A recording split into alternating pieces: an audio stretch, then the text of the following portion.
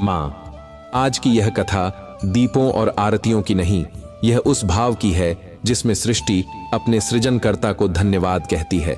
आज का दिन है गोवर्धन पूजा, वह क्षण जब श्री कृष्ण ने संसार को यह सिखाया कि पूजा केवल देवताओं की नहीं, उस धरती की भी करनी चाहिए जो हमें जीवन देती है। आज का यह पर्व केवल एक धार्मिक अनुष्ठान नहीं, यह प्रकृति के प्रति कृतज्ञता का प्रणाम है। माँ, यह वही दिवस है जब हर प्राणी, हर अन्न कण, हर जल बूंद और हर श्वास ईश्वर को धन्यवाद कहती है कि तू है, इसलिए मैं हूं। माँ, आज का यह पर्व तेरे गर्भ के लिए भी उतना ही विशेष है जितना ब्रज की धरती के लिए था, क्योंकि आज तेरे भीतर जो शिशु पल रहा है वह केवल शरीर नहीं, वह चेतना है जो तेरी भावना से आकार ले रहा है। जैसे वृंदावन की गोवर्धन धरती पर श्री कृष्ण ने विनम्रता और आभार का पर्व मनाया था, वैसे ही आज तेरे गर्भ में कृतज्ञता का संस्कार बोया जा रहा है। माँ, सोच, जैसे वृक्ष अपनी जड़ों के अंधकार में भी सूर्य का आभार मानता है, जैसे धरती वर्षा की हर बूंद के लिए मौन धन्यवाद देती है, वैसे ही यह कथा तुझे यह सिखाएगी कि जो झुकना जानता है वही स्थिर रहना भी जानता है। आज का यह पर्व यही सिखाता है कि सृष्टि का प्रत्येक अंश पूजनीय है। गाय, अन्न, पर्वत, जल, वायु सब हमारे अस्तित्व के सहचर हैं। माँ, जब तू यह कथा सुनेगी तो यह तेरे शिशु को यह सिखाएगी कि जीवन में सबसे बड़ा बल वह नहीं जो पर्वत उठा सके, बल्कि वह है जो कृतज्ञता में झुक सके।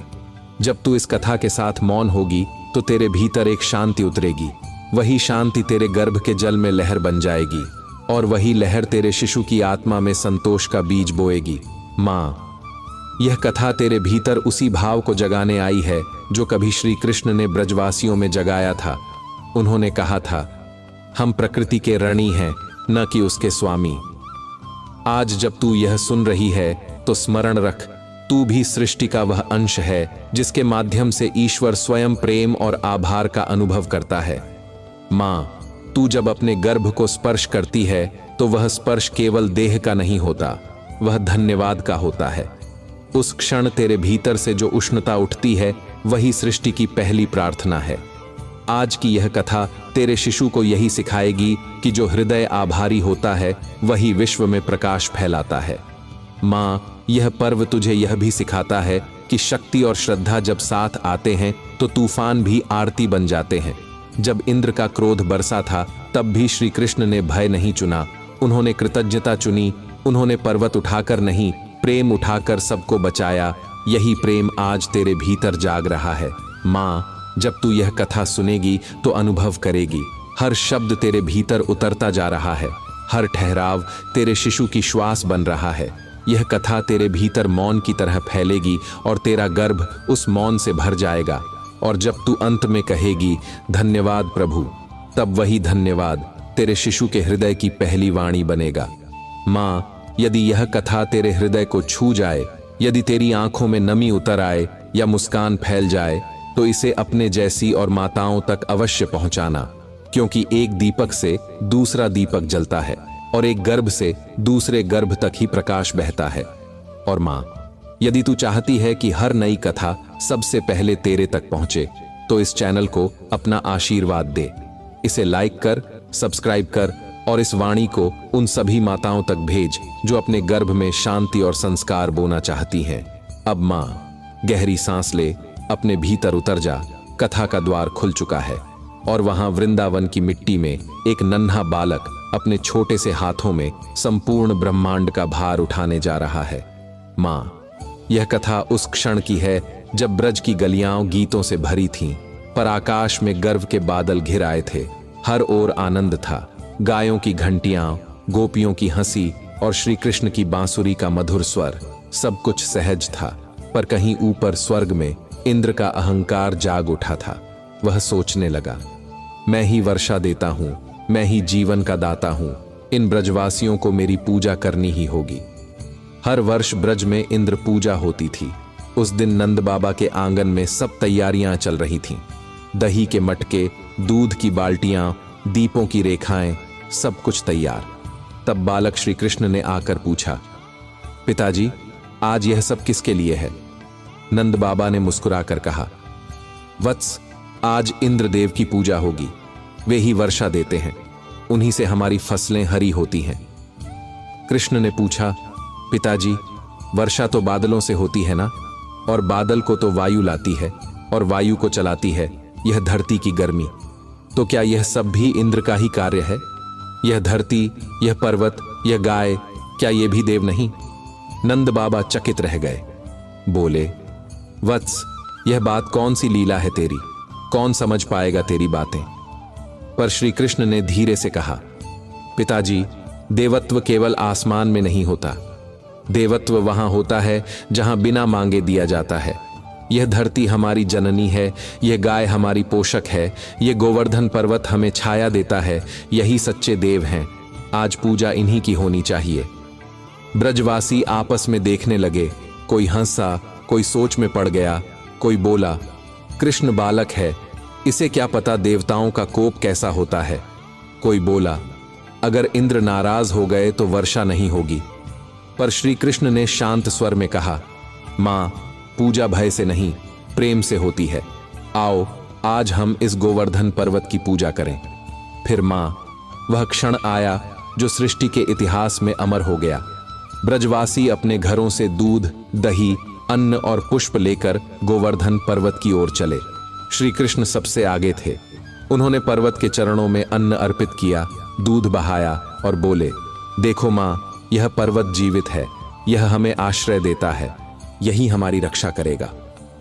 सबने जय गोवर्धन महाराज कहा, दीपक जलाए और पर्वत की परिक्रमा की। यशोदा मां ने अपने लाडले की ओर देखा, मुस्कुराई, लाल, तू तो हर बात में नई लीला करता है। पर मां, उस क्षण स्वर्ग में बिजली गिरी, इंद्र क्रोध से भर उठा। उसने अपने मेघों को आदेश दिया, अब वर्षा नहीं, प्रलय बरसाओ। और देखते ही देखते आकाश काला पड़ गया। बिजली गरजने लगी, वर्षा की धाराएं प्रलय बन गईं। ब्रजवासी भयभीत हो गए, गायें भागीं, बच्चे रोए, झोपड़ियां गिरने लगीं। यशोदा मां ने श्री कृष्ण को गोद में लिया। लाल, देख, ये सब क्या हो रहा है, अब कौन बचाएगा? श्री कृष्ण मुस्कुराए, मां, ये वही इंद्र है जो गर्व में अंधा हो गया है, पर डर मत कर, अब मैं हूं। उन्होंने सब ब्रजवासियों से कहा, डरो मत, आओ सब मेरे साथ चलो, यह गोवर्धन पर्वत तुम्हें शरण देगा। फिर मां, वह क्षण आया जब बालक श्री कृष्ण ने अपनी छोटी उंगली उठाई। धरती थरथरा उठी, हवा थम गई और देखते ही देखते गोवर्धन पर्वत धरती से ऊपर उठ गया। ब्रजवासी स्तब्ध रह गए, किसी की आंखें फैल गईं, किसी के होंठ खुल गए, पर शब्द नहीं निकले। यशोदा मां ने अपने सिर पर हाथ रखा। नंद बाबा बस देखते रह गए। कोई कुछ समझ न पाया। यह बालक जो मिट्टी में खेलता था, अब आकाश थामे खड़ा था। श्री कृष्ण ने शांत स्वर में कहा, मां, सब मेरे पास आ जाओ। यह पर्वत अब मेरी उंगली पर नहीं, तुम्हारे विश्वास पर टिका है। जो श्रद्धा रखता है उसके लिए मैं पर्वत भी उठा लेता हूं। मां, वह दृश्य सृष्टि का सबसे सुंदर दृश्य था। सब ब्रजवासी गोवर्धन के नीचे आ गए। गायें, बच्चे, वृक्ष सब एक ही छाया में थे। बाहर तूफान था, भीतर वंशी की गूंज। बाहर गर्जन थी, भीतर शांति। बाहर भय था, भीतर भक्ति। 7 दिनों तक श्री कृष्ण स्थिर रहे। कोई थकान नहीं, कोई क्लांति नहीं। यशोदा मां उन्हें देखती, आंसुओं में मुस्कान लिए कहती, लाल, यह कैसे संभव है? पर श्री कृष्ण बस मुस्कुराते।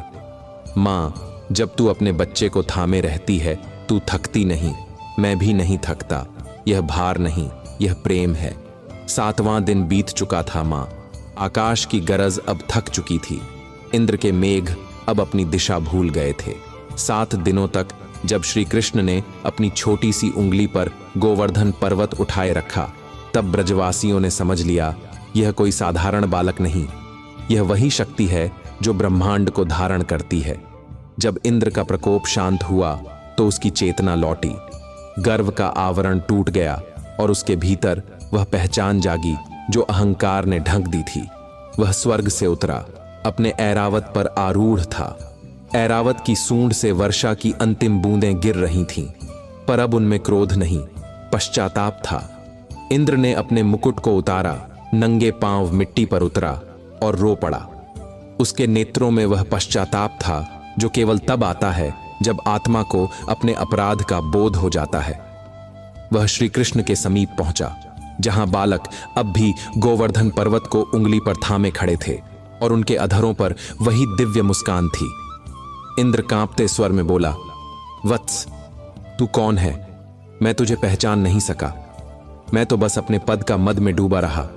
आज जाना कि तू वही अनादि शक्ति है जो सृष्टि को संभालती है, जो मुझे भी सामर्थ्य देती है। प्रभु, क्षमा कर दे। श्री कृष्ण ने करुणा से उसकी ओर देखा, बोले, इंद्र, जब शक्ति सेवा के लिए झुके तभी वह दिव्यता कहलाती है। जो गर्व में उठे वह पतन का कारण बनती है, और जो विनम्र होकर झुके वही सृष्टि को सींचती है। जाओ, अब तुम्हारी वर्षा दंड नहीं, आशीर्वाद बने। अब यह ब्रज तुम्हारे जल से फलता फूलता रहे। इंद्र ने नतमस्तक होकर उनके चरणों में सिर रख दिया। उसके आंसू मिट्टी में गिरे और वही मिट्टी आशीर्वाद में बदल गई। आकाश निर्मल हुआ, सूर्य की किरणें धरती पर उतरीं, गायें प्रसन्न होकर रंभाईं, बालक हंस पड़े और हर कण से एक ही ध्वनि उठी, जय श्री कृष्ण गोवर्धन धारी, जय ब्रज के पालनहार। मां, उस दिन ब्रजवासियों ने जाना, ईश्वर किसी ऊंचे मंदिर में नहीं बसता। वह उसी धरती में है जो हमें अन्न देती है, उसी जल में है जो हमें जीवन देता है, उसी वायु में है जो हमें श्वास देती है। और मां, तू भी तो वही धरती है। तेरे गर्भ में भी जीवन पलता है, तेरी गोद भी गोवर्धन जैसी है। तू भी हर क्षण अपने भीतर की सृष्टि को शरण देती है, पोषण देती है और प्रेम से उसका भार उठाए रहती है। जब तू यह कथा सुन रही है मां, तब तेरे गर्भ का हर कण यह सीख रहा है कि जो कृतज्ञ है वही ईश्वर के निकट है, जो आभार से झुकता है वही दिव्यता को छूता है। और जब तू अपने शिशु को प्रेम से स्पर्श करती है, तब तेरे उस स्पर्श में वही करुणा उतरती है जो श्री कृष्ण ने उस दिन इंद्र को दी थी। मां, जब इंद्र का गर्व शांत हुआ और ब्रज में पुनः जीवन का संगीत लौट आया, तब श्री कृष्ण ने सब ब्रजवासियों को अपने चारों ओर एकत्र किया। उनके मुख पर अभी भी वह दिव्य मुस्कान थी, पर नेत्रों में गहरी करुणा थी। उन्होंने कहा, मां, पिता, बंधुओं, आज की यह लीला केवल इंद्र का पराजय नहीं थी, यह हमारी आत्मा की परीक्षा थी। जब तूफान उठता है तब ईश्वर यह देखता है कि मनुष्य अपनी आस्था कहाँ टिकाता है, भय में या विश्वास में।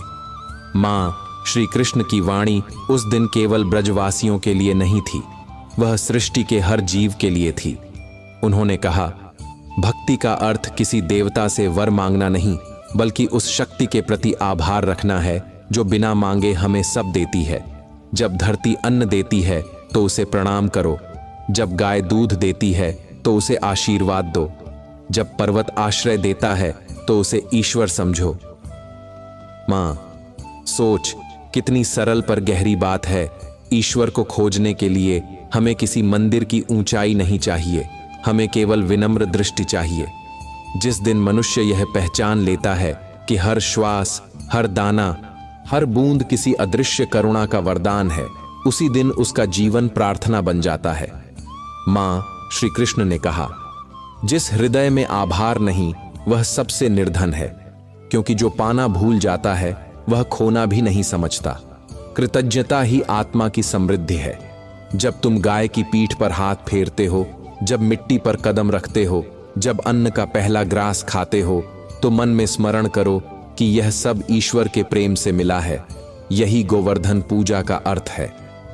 मां, उस दिन जब ब्रज की स्त्रियां अपने बच्चों को गोद में लिए श्री कृष्ण के चरणों में खड़ी थीं, तब वे अपने हृदय से यह अनुभव कर रही थीं कि ईश्वर बाहर नहीं, भीतर है।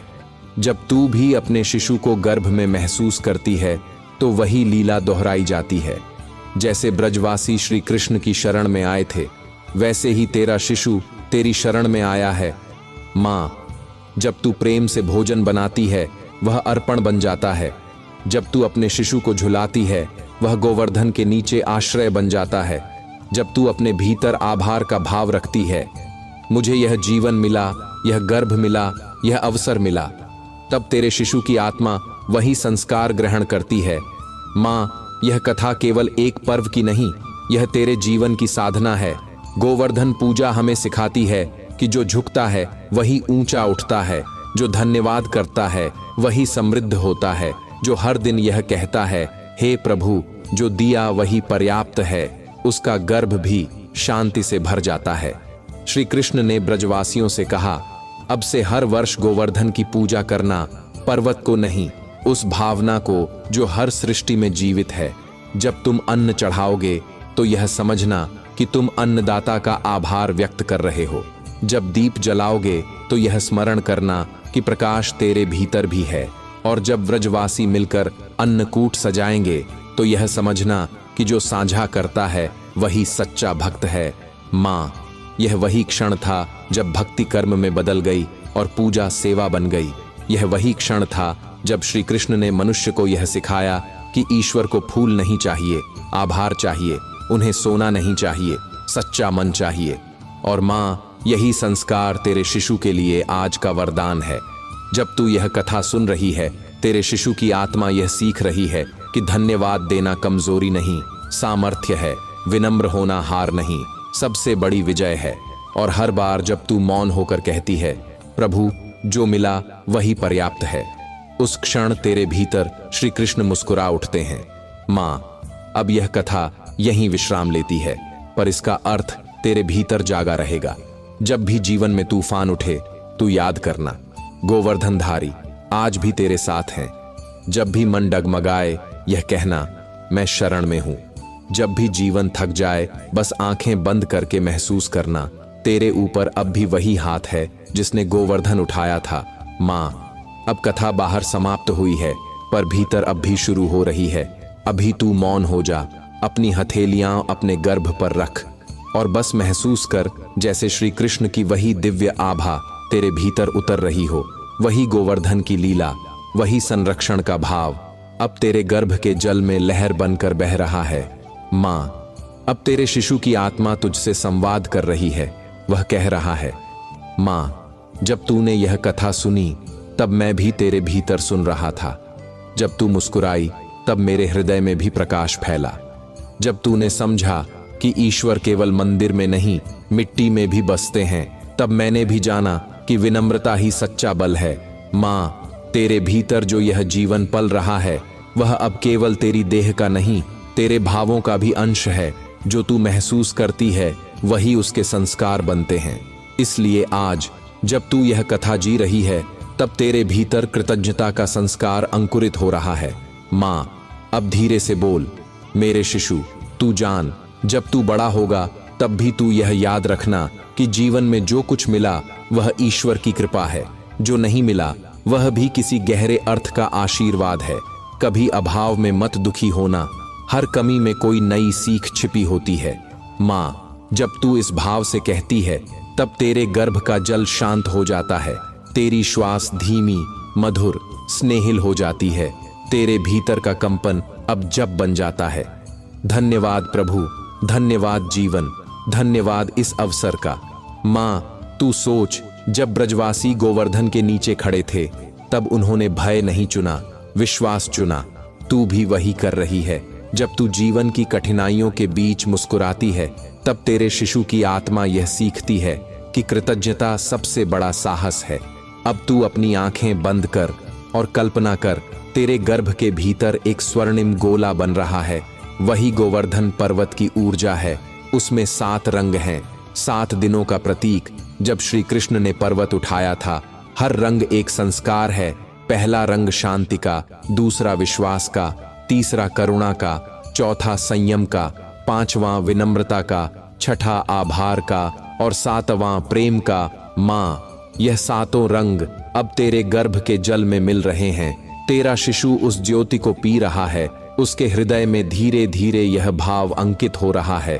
माँ, मैं जो बनूंगा उसमें तेरे आभार का अंश होगा। माँ, यही तो गोवर्धन पूजा का असली अर्थ है। पर्वत उठाना नहीं, भीतर के भय को नीचे रखना, ईश्वर को ढूंढना नहीं, हर श्वास में उन्हें पहचानना, धन्यवाद कहना नहीं, धन्यवाद जीना। माँ, अब जब भी तू दीपक जलाए तो केवल प्रकाश के लिए नहीं, उस कृतज्ञता के लिए भी जो तेरे भीतर धड़क रही है। और जब तेरे शिशु का जन्म होगा तब उसकी आंखों में जो पहली मुस्कान होगी वह इसी संस्कार की होगी, क्योंकि तू आज केवल कथा नहीं सुन रही थी माँ, तू एक युग का भाव अपने गर्भ में उतार रही थी। तूने श्री कृष्ण की करुणा, धरती की विनम्रता और गोवर्धन का संरक्षण अपने भीतर स्थिर कर लिया है। अब बस मौन हो जा माँ, श्वास ले, रोक, छोड़ दे। तेरी हथेलियों में जो गर्माहट है वही ईश्वर का आशीर्वाद है। तेरे गर्भ में जो शांति है वही गोवर्धन का आच्छादन है, और तेरे भीतर जो आभार का भाव है वही सृष्टि का पहला संस्कार है। माँ, कथा का अर्थ तब पूरा होता है जब वह जीवन बन जाती है। श्री कृष्ण की लीला केवल देखने की वस्तु नहीं थी, वह हर माँ के भीतर जीने का मार्ग है। तू सोच, जब उन्होंने गोवर्धन उठाया तब केवल पर्वत नहीं उठा था। उस दिन उन्होंने यह दिखाया कि संरक्षण ही भक्ति है, सेवा ही शक्ति है और आभार ही धर्म है। माँ, तू हर दिन अपने शिशु को भोजन देती है, यह तेरी पूजा है। तू उसकी सांसों को अपनी सांसों से जोड़ती है, यह तेरी प्रार्थना है। जब तू अपने थके हुए मन के बावजूद मुस्कुराती है, तब तू वही करती है जो श्री कृष्ण ने किया।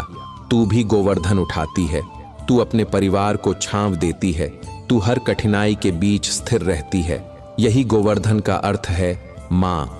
यह पर्व केवल पर्वत की पूजा नहीं, यह उस भावना की पूजा है जो देने में आनंद पाती है। जब तू अपने हाथों से अन्न बनाकर किसी को खिलाती है, जब तू मिट्टी पर पैर रखती है और कहती है धन्यवाद माँ धरती, तब तेरे भीतर का ईश्वर प्रसन्न होता है। यही तो गोवर्धन पूजा का गूढ़ संदेश है। ईश्वर को चढ़ावा नहीं चाहिए, जीवन का आभार चाहिए। माँ, जब तेरे भीतर यह भाव स्थिर हो जाता है कि जो कुछ मिला वही पर्याप्त है, तब तू दुख से परे चली जाती है। यही भाव तेरे शिशु के भीतर उतरता है। वह संसार में जन्म लेकर यह नहीं सीखेगा कि क्या कमी है, बल्कि यह सीखेगा कि क्या कृपा है। माँ, आज से जब भी तू दीपक जलाए तो उसे केवल उजाले के लिए मत जलाना, उसे उस कृतज्ञता के लिए जलाना जो तेरे भीतर धड़क रही है। जब तू अपने शिशु के माथे को चूमे, तब यह कहना, हे प्रभु, यह जीवन मुझे दिया, यह सबसे बड़ा वरदान है। याद रख माँ, हर घर एक ब्रज है, हर माँ एक गोवर्धन है, और हर शिशु वही जीव है जो श्री कृष्ण की छांव में पल रहा है। इसलिए अपने जीवन को छोटा मत समझ, तू तो स्वयं वह शक्ति है जो संसार को नया अर्थ देती है। अब जब भी वर्षा हो, जब भी कोई कठिनाई आए, बस मुस्कुरा देना और कहना, मुझे भय नहीं, मेरे भीतर गोवर्धन धारी है। और जब शांति छा जाए तब एक गहरी सांस लेकर कहना, धन्यवाद प्रभु, धन्यवाद इस जीवन के हर अंश का। माँ, यही है गोवर्धन का असली पर्व, बाहरी नहीं, भीतरी, जहाँ ईश्वर पर्वत उठाकर नहीं, हृदय झुकाकर प्रकट होते हैं। जहाँ माँ पूजा नहीं करती, माँ स्वयं पूजा बन जाती है। माँ, अब कथा अपने अंतिम पड़ाव पर है।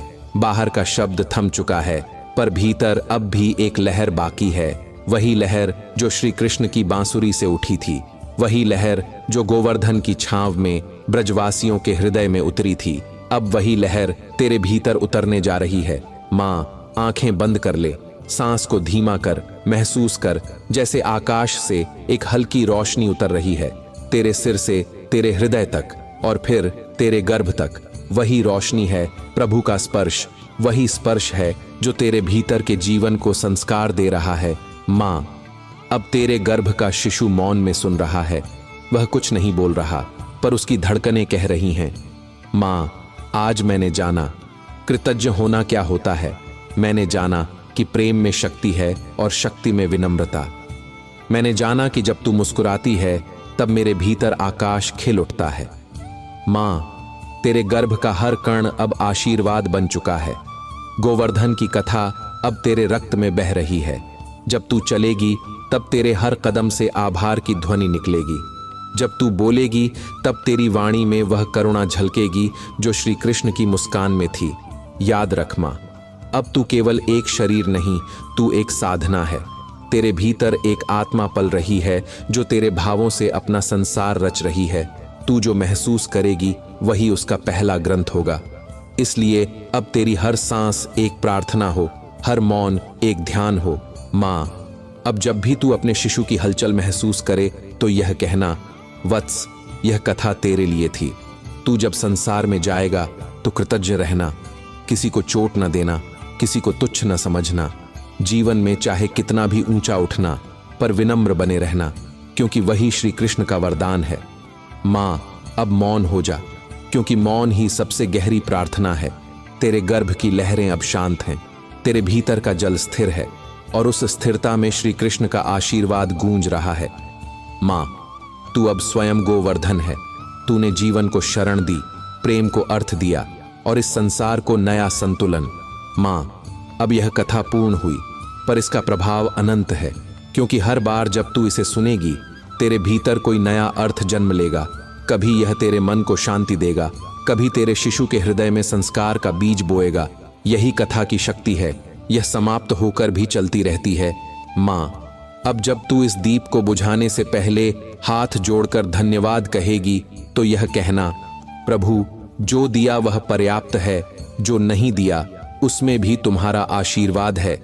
याद रख माँ, भक्ति शब्दों से नहीं, भावना से होती है।